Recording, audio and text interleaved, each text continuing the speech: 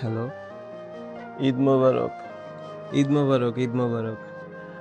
তুই বলছিলি না হসপিটাল থেকে রিলিজ দিলে তোরে কল করতে, তাই কল করলাম। গত পরশু হসপিটাল থেকে বাসায় আসছি।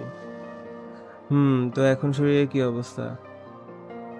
শরীর এখন মোটামুটি ভালোই, কিন্তু মন মেজাজ ভালো না। কেন? কি হয়েছে? আরে, ঢাকার ডাক্তাররা আমার শরীরের কন্ডিশন বলতে গিয়ে যে আমার ব্যক্তিগত তথ্য এভাবে মিডিয়ার সামনে বলে দিল, এটা কি ঠিক করছে? ঠিক তো অবশ্যই করে নাই।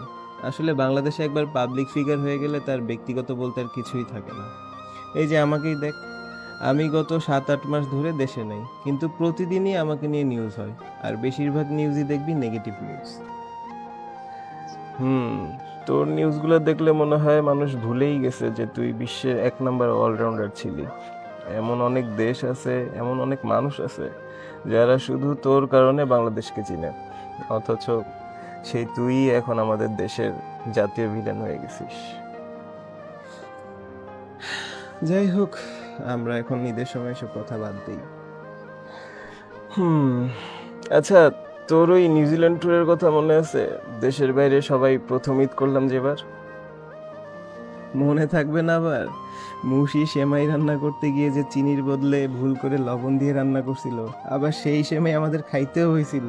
এই কাহিনী তো ভুলার মতো না। হ্যাঁ, আমার এই কারণে ওই ট্যুরটার কথা বেশি মনে পড়ে। আচ্ছা, আজকে রাখি রে। ঈদের সময় তো বাসায় অনেক লোকজন আসতেছে দেখা করতে। আমি পরে আবার তোরে কল করবো না, হ্যাঁ? আল্লাহ হাফেজ। আচ্ছা, ঠিক আছে। Take care. আল্লাহ হাফেজ।